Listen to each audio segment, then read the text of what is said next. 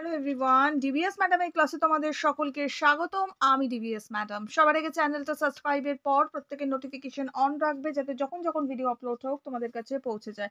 আলোচনার বিষয় আজকে হিস্ট্রির ইতিহাসের ধারণা। ইতিহাসের ধারণা চ্যাপ্টারটা নিয়ে আমি ওয়ান শট ডিসকাশন করব। এই চ্যাপ্টারে লাইন ভিত্তিক ডিসকাশন অলরেডি আমি করেছি। আজকে তোমাদের ওয়ান শট ডিসকাশন করব। এই চ্যাপ্টার থেকে কি চ্যাপ্টারটা কি আছে, কোন বিষয়বস্তুর ওপর রয়েছে, এই চ্যাপ্টার থেকে কি কি পড়তে হচ্ছে আমাদের, এইসব নিয়ে আলোচনা করব। তো প্রথম চ্যাপ্টার এটা আমাদের সিলেবাসে আছে। তো যাই হোক, আমরা কথা না বাড়িয়ে শুরু করব। ভিডিওটা বেশির থেকে বেশি লাইক শেয়ার করো, প্রত্যেকে নোটিফিকেশন অন রাখবে, যাতে যখনই ভিডিও আপলোড হোক তোমাদের কাছে পৌঁছে যায়। তোমাদের ক্লাসের সমস্ত পড়া করানো আছে, প্রতিটা লাইন ভিত্তিক পড়া করানো আছে, প্রতিটা পেজ ভিত্তিক পড়া করানো আছে, সব প্লেলিস্টে যাবে, ওপেন করে দেখতে পারবে। এখন আর কথা বাড়াবো না, শুরু করা যাক।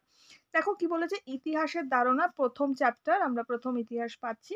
কি আছে চ্যাপ্টারটা, আমি ওয়ান শট ডিসকাশন করছি, অর্থাৎ বিষয়বস্তু চ্যাপ্টারে কি আছে আমি একটু আলোচনা করছি, কি প্রশ্ন আছে এটা নিয়ে আলোচনা করছি। এর লাইন ভিত্তিক আলোচনা অলরেডি আমি করে দিয়েছি, প্লেলিস্ট ওপেন করে দেখবে। বাট আজকে যে ভিডিওটা দিচ্ছি এটাও ভীষণ ইম্পর্টেন্ট, ভালো করে ফলো করবে। দেখো, আমরা ইতিহাসের ধারণার সম্বন্ধে কি পাচ্ছি না, ইতিহাস মানব সমাজের কথা বেশি আমরা উল্লেখ করতে পারি। ঠিক আছে, কি না, আগে ইতিহাস মানে কি, অতীতের ধারণা বা ইতিহাসের কথা, তাই তো, ইতিহাসের কথা, তাই তো।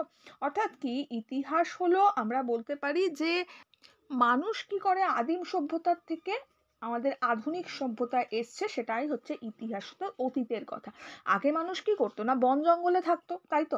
বন জঙ্গলে খেত, প্রথমে তারা কাঁচা মাংস খেত, তারপরে পোড়া মাংস খেত, তারপর ধীরে ধীরে রান্না করতে শিখলো, তারপরে ঘর বাড়ি বানাতে শিখলো, আগুনের আবিষ্কার শিখে, যে পার্ট বাই পার্ট ডেভেলপ করে করে আজকে মানুষ রকেট পর্যন্ত ইউজ করছে, তাই চালিয়ে মহাকাশ পর্যন্ত চলে যাচ্ছে। তো এটাই হচ্ছে ইতিহাস। ওকে, আমরা ইতিহাসে কি পাচ্ছি না, ইতিহাসের কতগুলো ধারা পাচ্ছি না, প্রাক ঐতিহাসিক, প্রায় ঐতিহাসিক আর ঐতিহাসিক একটা যুগ পাচ্ছি ইতিহাসে।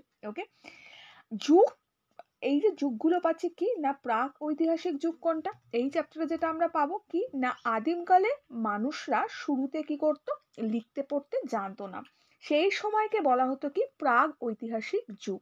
ওকে, মানুষ যখন লিখতে পড়তে শিখলো, সেই সময় কিছু লিপি আমরা জানতে পেরেছি, পেয়েছি। ওকে, পড়তে পারা যায়নি, ঠিকই কথা, অনেক লিপি পড়তে পারা যায়নি, বাট সেই সময় লিপি ছিল বা লিপিতে মানুষ লিখতো, এটা আমরা জানলাম, রাইট। সেই সময়কে কি বলা হতো না, প্রাগ ঐতিহাসিক যুগ। যেমন সিন্ধু সভ্যতা আমরা বলতে পারি প্রাগ ঐতিহাসিক যুগের, প্রাগ না সরি, প্রায় ঐতিহাসিক যুগ। অর্থাৎ মানুষ যখন লিখতে শিখলো, সেই সময়টাকেই বলা হচ্ছে কি প্রায় ঐতিহাসিক যুগ।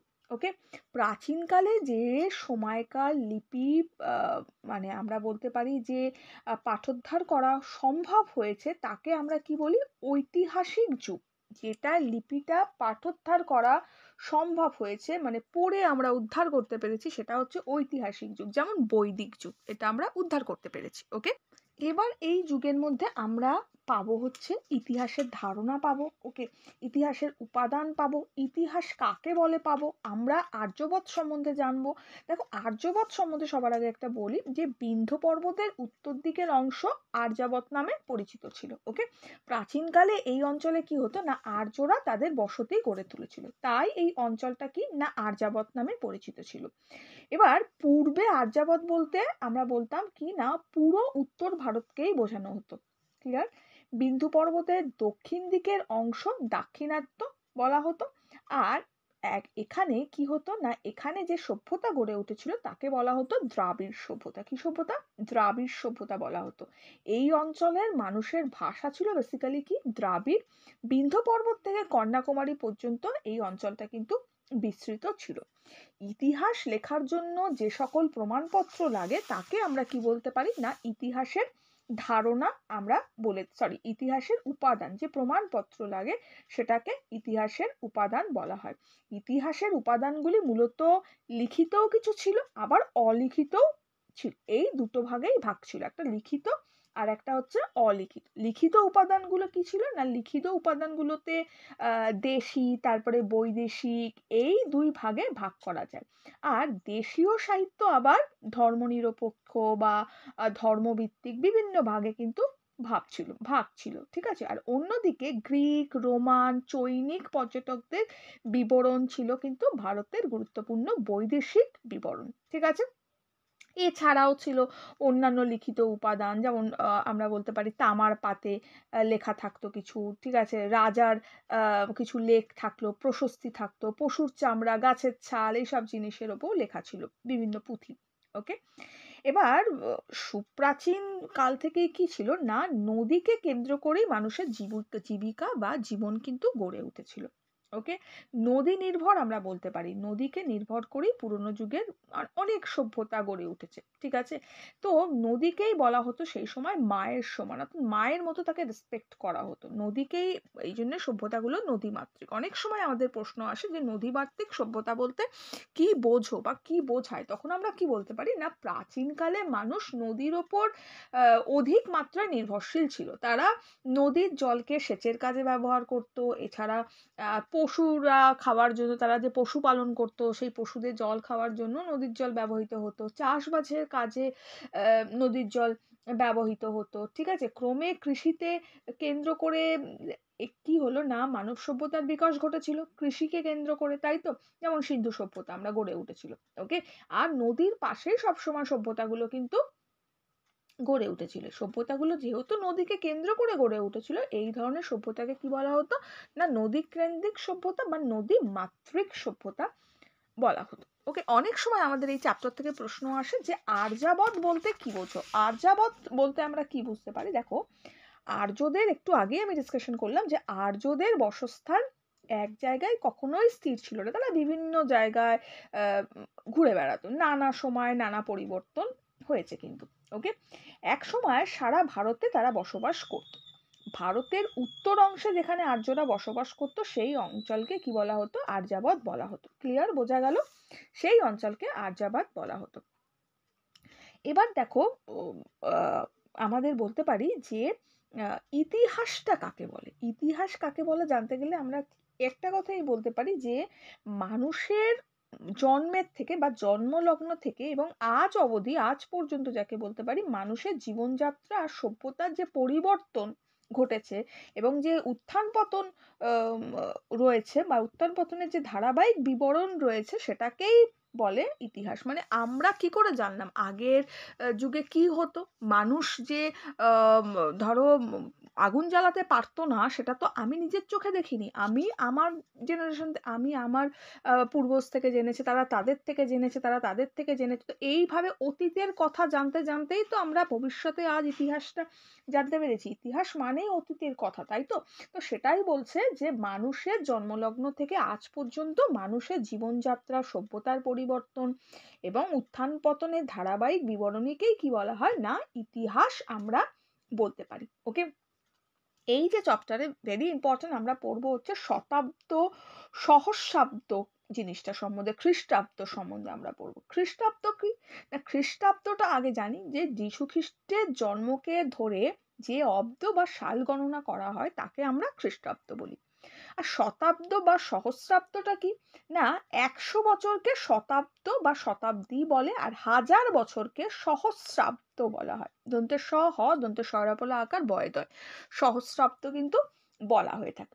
ওকে, এই চ্যাপ্টারে আমরা প্রত্নতাত্ত্বিক সম্বন্ধে জানবো। প্রত্নতাত্ত্বিকটা কি, কাদেরকে বলা হয় প্রত্নতাত্ত্বিক? না, আমরা বলতে পারি দীর্ঘদিন ধরে মাটির নিচে চাপা পড়ে থাকা পুরনো যে আমরা বলতে পারি যে পুরনো দিনের যে জিনিসগুলো বা উপাদানগুলো যারা কি করে না, খনন কার্য চালিয়ে খুঁজে বার করে। ওকে, এবং ইতিহাস রচনার কাজে সেগুলোকে যথাযথভাবে ব্যবহার করে, তাদেরকেই আমরা প্রত্নতাত্ত্বিক বলে থাকি। ওকে, ক্লিয়ার? বোঝা গেল? দেখো, শিলালেখ এখানে আমরা পড়বো, এই চ্যাপ্টারে আমরা শিলালেখ সম্বন্ধেও পড়বো অনেক কিছু। এছাড়াও আমরা এই চ্যাপ্টারটায় যেটা পড়বো, সাল গণনা তো তোমাদের বললাম, এই চ্যাপ্টার থেকে একটুখানি আমি লাইন ভিত্তিক যে পড়াটা পড়িয়েছি অবশ্যই ভালো করে ফলো করবে, ঠিক আছে? এখানে একটা কথা মাথায় রাখতে হবে যে তামার যুগ বা ব্রোঞ্জের যুগ কাকে বলছে। দেখো, যে যুগে মানুষ তামা আর ব্রোঞ্জের ব্যবহার করতো প্রচুর পরিমাণে, তামা আর ব্রোঞ্জের তৈরি জিনিসপত্র, যন্ত্রপাতি, অলংকার, হাতিয়ার এগুলোকেই ব্যবহার করতো, সেই যুগকেই আমার তাম্রার যুগ বা বলতে পারি যে ওর নামটা কি জানো, ব্রোঞ্জের যুগ আমরা সাধারণত বলে থাকি। ঠিক আছে, তো এই জিনিসগুলো খুব ইম্পর্টেন্ট, খুব ভালো করে এখানে পড়তে হবে এখানে আমাদেরকে। ওকে, তার আরও কিছু ছোট ছোট প্রশ্ন এখানে পাবে, যেমন এই চ্যাপ্টার থেকে অনেক প্রশ্ন ছোট আসে, যেমন হর্ষচরিত বইটা কে লিখেছে, প্রশ্ন আমাদের আসে। ওকে, তারপরে আমাদের প্রশ্ন আসে যে হর্ষচরিত বইটা কে লিখেছে, না বাণভট্ট লিখেছে আমরা জানি। তাছাড়াও আমাদের প্রশ্ন আসে বাণভট্টের রচিত মানে বাণভট্টের রচিত বা বাণভট্টের হর্ষচরিত কি ধরনের গ্রন্থ, এটাও আসে।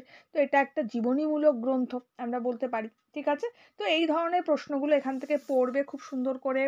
এখানে চ্যাপ্টারে আমরা পাবো যে সমতল অঞ্চলে নানা কারণে কি হতো না, ধান চাষ হতো, এর ফলে এই অঞ্চলের লোকেরা কিন্তু কি ছিল না, ভাতকেই প্রধান খাদ্য হিসাবে গ্রহণ করতো, বা এখানে ভাতই ছিল তাদের প্রধান খাদ্য।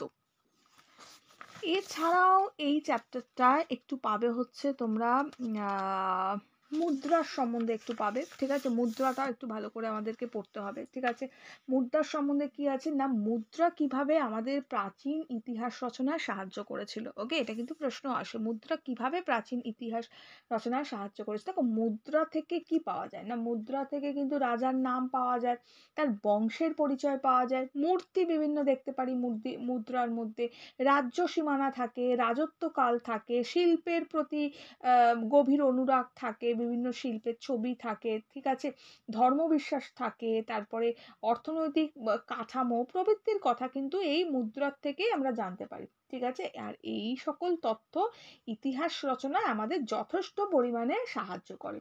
ওকে, আমরা এই যে চ্যাপ্টার্স আছে পড়বো, এই চ্যাপ্টারে কিন্তু যে সাহিত্যিক উপাদান বলতে লিখিত উপাদানকেই সাধারণত বোঝানো হতো। ওকে, যেমন রামায়ণ, মহাভারত, এইসব লিখিত উপাদানকে সাহিত্যিক উপাদান বলতে কিন্তু বোঝানো হতো। ওকে, এখানে আমরা দ্রাবিড় দেশ সম্বন্ধে পড়বো। দ্রাবিড় দেশটা কি, অনেক সময় প্রশ্ন আসে যে কোন অঞ্চলকে দ্রাবিড় দেশ বলা হয়। দেখো, দ্রাবিড়রা বসবাস করতো ভারতের দক্ষিণ দিকে। ঠিক আছে, এই দক্ষিণ দিককে কিন্তু দাক্ষিণাত্য বলে। বোঝা গেল কি বলা হয়, দক্ষিণ দিককে দাক্ষিণাত্য বলা হয়। কাবেরী নদীর দক্ষিণ অংশকে তাই কিন্তু দ্রাবিড় দেশও বলা হয়। ওকে, কাবেরী নদীর দক্ষিণ অংশকে কি বলা হয়, দ্রাবিড় দেশ বলা হয়ে থাকে। ওকে, তো এটা কিন্তু আমাদেরকে খুব ভালো করে মনে রাখতে হবে বা ভালো করে কিন্তু পড়তে হবে। প্রাচীন ভারতের যে ইতিহাসের উপাদান আছে, সেটা উপাদান বেসিক্যালি দুটো, একটা হচ্ছে প্রত্নতাত্ত্বিক উপাদান, একটা হচ্ছে সাহিত্যিক উপাদান। প্রত্নতাত্ত্বিক উপাদানের মধ্যে কি পড়ছে না, লিপি পড়ছে, মুদ্রা পড়ছে, তারপরে ধরো প্রত্নবস্তু পড়ছে, স্থাপত্য, ভাস্কর্য, চিত্রশিল্প, এগুলো পড়ছে প্রত্নতাত্ত্বিক উপাদানের মধ্যে। আর সাহিত্যিক উপাদানের মধ্যে কি পড়ছে না, সাহিত্যিক উপাদান হচ্ছে দেশি আর বিদেশি দুটো হয়। যেমন দেশির মধ্যে সাধারণত পড়ে থাকে হচ্ছে ধর্মভিত্তিক সাহিত্য, ধর্ম নিরপেক্ষ সাহিত্য, আর বিদেশির মধ্যে যেমন গ্রিক সাহিত্য, রোমান সাহিত্য, চীনা সাহিত্য, এগুলোই কিন্তু আমরা পড়বো। ওকে, মুদ্রা ব্যবহৃত যে ধাতু, সেই ধাতুর থেকে সে যুগের কিন্তু কি পাওয়া যায় না, আর্থিক সচ্ছলতার প্রতিচ্ছবি কিন্তু পাই আমরা। তাছাড়া এক দেশের মুদ্রা অন্য দেশে পাওয়া গেলে কিন্তু দুই দেশের মধ্যে যে যোগাযোগ এবং বাণিজ্যিক সম্পর্ক, সেটার সম্পর্কেও আমাদের একটা নলেজ আসে বা জ্ঞান আসে। ওকে, গুপ্ত যুগে প্রচলিত যে স্বর্ণ মুদ্রা, সেই স্বর্ণ মুদ্রার তুলনায় পরবর্তী যে গুপ্ত যুগের অধিক যে খাদযুক্ত যে স্বর্ণ মুদ্রা, সেটা অর্থনৈতিক কি করেছিল না, অবক্ষয় এবং বাণিজ্যিক যে মন্দার, সেটাই কিন্তু ছবি একদম স্পষ্ট করে দিয়েছিল। সেটাও কিন্তু আমরা এই চ্যাপ্টার থেকে জানবো। এছাড়া কিছু ছোট ছোট প্রশ্ন পাবে, যেমন কয়েকটা বলে দিচ্ছি। যেমন ধরো, কুষাণ বংশের শ্রেষ্ঠ রাজা কে ছিল না, কনিষ্ক ছিল কুষাণ বংশের শ্রেষ্ঠ রাজা। ওকে, কার জন্মসাল থেকে খ্রিস্টাব্দ গণনা শুরু হয়েছিল, পাবো যীশু খ্রিস্টের জন্মসাল থেকে খ্রিস্টাব্দ গণনা শুরু হয়েছিল। খ্রিস্টাব্দ গণনাটা কিভাবে হয় না, ছোট থেকে বড় হিসাবে খ্রিস্টাব্দ গণনাটা হয়। ওকে, তারপরে প্রশস্তি শব্দটার অর্থ কি, প্রশস্তি কথার অর্থ হচ্ছে আমরা বলতে পারি যে গুণগান করা। ঠিক আছে, কি করা না, প্রশস্তি মানে হচ্ছে, শব্দের অর্থ হচ্ছে গুণগান করা। ওকে, এবার এইটার থেকে এই যে চ্যাপ্টারে অনেক সময় প্রশ্ন আসে যে প্রত্নতাত্ত্বিক যারা হয় তাদের কাজটা বেসিক্যালি কি। দেখো, প্রত্নতাত্ত্বিক যারা হয় তাদের কাজ কি, তাদের কাজ হলো ইতিহাসের উপাদান সংগ্রহ করার জন্য বিরাট এলাকা জুড়ে খনন কার্য চালানো, এবং যে উপাদানগুলো পাওয়া যায় বা প্রাপ্ত উপাদান, সেটা কি করা হয় না ভালো করে অনুসন্ধান চালিয়ে তথ্য সংগ্রহ করা, বা পুঙ্খানুপুঙ্খ আমরা বলতে পারি, অনুসন্ধান করে তথ্য সংগ্রহ করা। ওকে, ভারতের আমরা এখানে পাবো যে ভারতের সর্বশ্রেষ্ঠ যে গ্রন্থ ছিল সেই গ্রন্থটার নাম কি ছিল না ঋগ্বেদ ছিল ভারতের সর্বশ্রেষ্ঠ গ্রন্থ। ওকে, বলতে পারি সর্বশ্রেষ্ঠ শুধু নয়, সর্বপ্রাচীনও অবশ্যই। ওকে, সর্বপ্রাচীন গ্রন্থ বলতে পারি যে আসে অনেক সময় সর্বপ্রাচীন গ্রন্থ কি ছিল, তখন আমরা বলতে পারি ঋগ্বেদ ছিল সর্বপ্রাচীন গ্রন্থের মধ্যে পড়ে। ওকে, প্রাচীন ভারতের একটা ধর্মনিরপেক্ষ সাহিত্যের নাম এখানে পাবো, সেটা কি না প্রাচীন ভারতের একটা ধর্মনিরপেক্ষ সাহিত্য হচ্ছে অষ্টাধ্যায়ী। অষ্টাধ্যায়ী।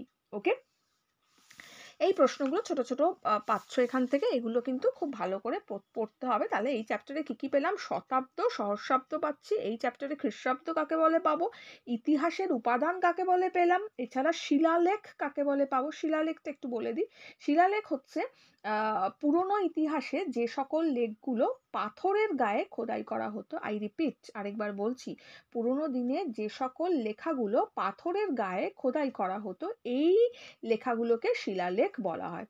ওকে, যেমন অশোকের শিলালেখ আমরা বলতে পারি। ঠিক আছে, তো আমরা পাবো এই চ্যাপ্টারে। এছাড়া আমরা পাবো হচ্ছে এই চ্যাপ্টার পড়লে যে নদীমাতৃক সভ্যতা বলতে কি বোঝা হয় বলে দিয়েছি। সমতল অঞ্চলের লোকেরা খাদ্য হিসাবে গ্রহণ করে, মানে ভাতকে কেন গ্রহণ করে, এটাও প্রশ্ন আসে যে সমতল অঞ্চলে নানা কারণে ধান চাষটা বেশি হয়, তো সেই জন্য এখানকার লোকেরা ভাতকে প্রধান খাদ্য হিসাবে গ্রহণ করো। আর্যাবত বলতে কি বোঝায় এই চ্যাপ্টারে পাবো। কোন অঞ্চলকে দ্রাবিড় দেশ বলা হয় এই চ্যাপ্টারে সবগুলো বলে দিলাম কিন্তু আমি। তারপরে প্রায় ইতিহাস যুগ, প্রাক ইতিহাস যুগ, ঠিক আছে, এগুলো পেলাম। প্রায় ইতিহাসটা কি না যে সময় মানুষ লিখতে শিখেছিল এবং সেই সময় অনেক লেখা পাওয়া যায় কিন্তু সেগুলো পাঠোদ্ধার করা সম্ভব হয়নি, সেটা কি বলা হয় না প্রায় ইতিহাস বলা হয়, যেটা পাঠোদ্ধার করা সম্ভব কিন্তু হয়নি। ওকে, এছাড়াও আমরা কি পাবো না আমরা পাবো কিন্তু নামটা কি জানো, ঐতিহাসিক যুগ পাবো। ঐতিহাসিকটা কি না লেখগুলো যেগুলো পাওয়া গেছে সেগুলো পাঠোদ্ধার করা সম্ভব হয়েছে, সেটাই ঐতিহাসিক যুগ। ঠিক আছে, এবারে প্রাক ঐতিহাসিক বললাম, প্রায় ঐতিহাসিক তো বলে দিলাম। প্রাক ঐতিহাসিক হচ্ছে আদিম মানুষ শুরুতে যে লিখতে পড়তে জানতো না, সেটা হচ্ছে পাক। সেটা পাক যখন লিখতে পড়তে শিখেছিল, লিপি উদ্ধার হয়েছিল, পড়া যায়নি, সেটা প্রায়। আর যেটা লিপি উদ্ধার হয়েছে এবং পড়া গেছে সেটা হচ্ছে ঐতিহাসিক যুগ। ক্লিয়ার? তো এগুলো আমরা পাবো। ঠিক আছে, প্রাচীন ইতিহাসের যে উপাদান সেটাও আমরা এই চ্যাপ্টার থেকে জানতে পারলাম। ওকে, তামা আর ব্রোঞ্জের যুগ সম্বন্ধে জেনেছি, প্রায় ঐতিহাসিক যুগ কাকে বলে জেনেছি, ইতিহাস কাকে বলে জেনেছি, এছাড়াও কিছু প্রশ্ন বললাম সেগুলো। তো এই চ্যাপ্টারে মোটামুটি এগুলোই পাচ্ছ, এগুলো ভালো করে একটু পড়ো। নেক্সট ভিডিও কাল মর্নিংয়ে আসবে। নেক্সট ভিডিওতে আমি তোমাদেরকে সেকেন্ড চ্যাপ্টারটার বিষয় নিয়ে আলোচনা করব। এই যে ফার্স্ট চ্যাপ্টার লাইন ভিত্তিক অলরেডি আমি পড়িয়ে দিয়েছি, সেই লাইন ভিত্তিক পড়াগুলো দেখে নিও। এখনের জন্য এটুকু। প্রত্যেকে লাইক শেয়ার করো, ভালো থেকো, দেখা হচ্ছে কালকে।